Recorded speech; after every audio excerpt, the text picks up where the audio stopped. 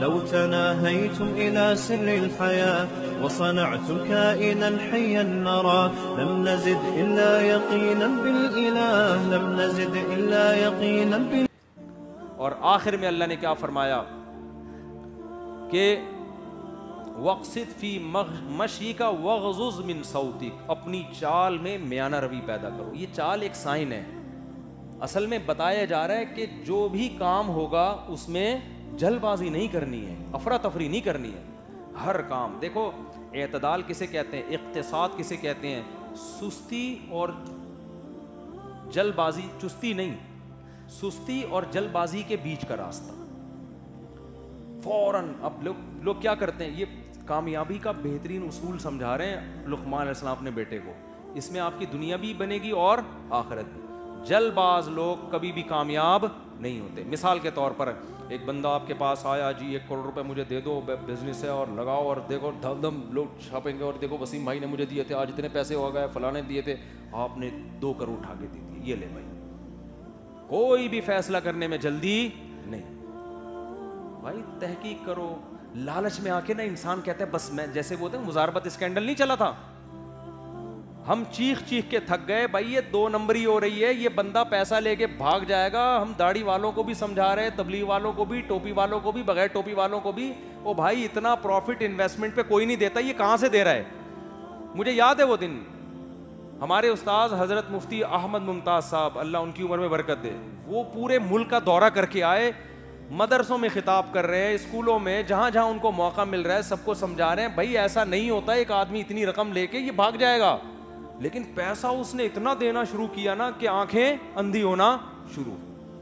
मुझे याद है लोग आते थे, यार हम इतना सोना मुफ्ती साहब हम लगा रहे हैं, औरतों तक ने कहा कि भाई सोना बेचो और लगाओ, हम मना कर रहे हैं कि भाई ये नहीं, इतनी जल्दबाजी मत करो। लेकिन जहां इंसान को ज्यादा प्रॉफिट नजर आता है वो रिस्क लेना शुरू कर देता है। नबी का क्या तरीका था, दामा युरीबुका इला मा ला युरीबुक, मशकूक चीज को छोड़ दो, मशकूक चीज को छोड़ दो। और हदीस में ये भी आता है, हदीस का मफहूम है कि जहां नबी को किसी चीज में फायदा ज्यादा नजर आया लेकिन नुकसान का भी खतरा था, नबी ने उस काम को छोड़ के वो काम किया है जिसमें फायदा कम हो लेकिन नुकसान का खतरा ना हो। यकीनी चीज को ले लो, बेशक वो कम हो।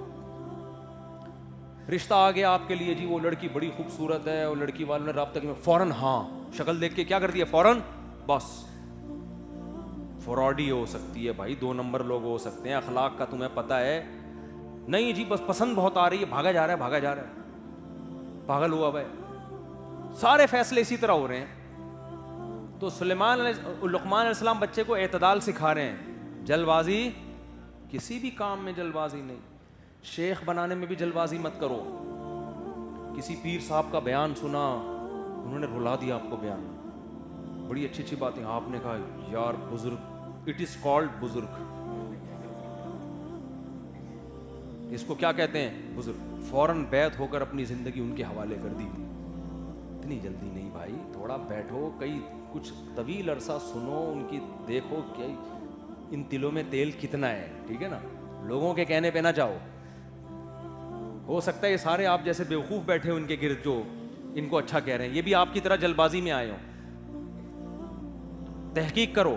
हकीमों डॉक्टरों में भी ऐसा होता है, अरे सुना है फलां जगह एक हकीम है केले से कैंसर का इलाज करता है, ऐसे हो जाता है ना, हर पागल से पागल भागा जा रहा है। केले से शुगर का इलाज, हमारे दौर में एक हकीम इजाद हुआ था, केले से शुगर का इलाज, सांस दमे का इलाज।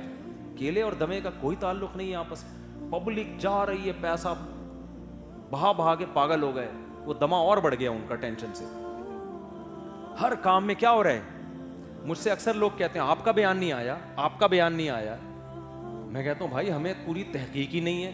जब नई ये जो अभी हुकूमत गई है ना, इसके दौर में डैम के लिए चंदे का ऐलान हुआ, जी डैम बनेगा चंदा दो, पानी। तो अब बाज़ लोगों ने कहा फ़ज़ाइल होने चाहिए, पानी लोगों को पिलाने का कितना सवाब, जो इस डैम में चंदा डालेगा है भाई। मुफ्ती साहब बयान क्यों नहीं कर रहे, कितनी फजीलत है डैम बनाने की, बताओ ना, अपना मदरसा नहीं है ना, इसलिए बहुत लोगों ने मुझे कहा आप बयान करो, बयान कि डैम बनाने के लिए चंदा देने का कितना फायदा, कुत्ते को पानी पिलाने पर जन्नत मिल सकती है तो करोड़ों लोगों को पानी पिलाने पे नहीं मिलेगी। मैंने हजरत उस्ताद साहब से मशवरा किया, अपने पीरो मुर्शिद से, उस्ताद साहब ने फरमाया ज़रा ठहर जाएं, पता ही नहीं है डैम बनेगा कि भी नहीं बनेगा। कहा आपने चंदे का ऐलान कर दिया, करोड़ों रुपए आपके कहने पे लोगों ने दे दिए, और वो जिन लोगों के हाथ में चंदा आया वो मार्केट से क्या हो गए, शार्ट। उनको कोई नहीं पकड़ेगा, सब आके बोलेंगे इसने भी पैसा खाया हुआ है। तो अल्लाह का मैं शुक्र अदा करता हूं मैंने चंदे का ऐलान नहीं किया था उस वक्त। बड़े ताने दिए लोगों ने, ऐलान करो। मैंने कहा नहीं भाई, पहले हजरत उस्ताद साहब ने फरमाया सबसे पहले ये तहकीक हो कि ये पैसा किन हाथों में जा रहा है, इसकी जब तक यकीनी रिपोर्ट नहीं आएगी ऐलान नहीं करना। नंबर 2, जिन हाथों में जा रहा है उनका एहतसाब कैसे होगा, इसका क्या हुकूमत ने सिस्टम बनाया है कि जब ये पैसा इनके हाथ में आएगा तो ये सही जगह खर्च भी होगा। जब तक ये 100% यकीनी इत्तिला नहीं मिलती, ना हम कोई मना करेंगे। लोग मना भी नहीं किया हमने कि नहीं दें, हो सकता है भाई बड़ा मजबूत सिस्टम हो, हमें पता ना। तो जल्दबाजी किसी भी मामले में नहीं करनी। देर कर लो लेकिन काम सही कर लो, समझते हो। और फिर कुरान आखिरी आयत, बस ये तो बहुत ही इंपॉर्टेंट है, वग़ज़ुज़ मिन सौतिक, ऐ मेरे बेटे अपनी आवाज को क्या करना है, बस। बाप घर में बेटे को समझा रहा है बोलना कैसे है, आहिस्ता। घरों में चीखो पुकार का बड़ा माहौल है। बेगम बात करती है वो इतनी ऊंची आवाज से चीखती है, अब्बा जब बात करते हैं चीखना चिल्लाना, बेटा जब बात करते हैं तो देखो हो नहीं रहा, घरों में ऐसे चीख रहे होते हैं, बचपन से चीख रहे होते हैं। इससे घरों का सुकून क्या हो गया, खत्म। हमने बड़े उलमा के घरों में देखा है, जाके उनके घर में जाओ, ऐसे जैसे सुई भी फेंकोगे ना आवाज आएगी उससे, सुकून से हंसी खुशी जिंदगी गुजर रही होती है।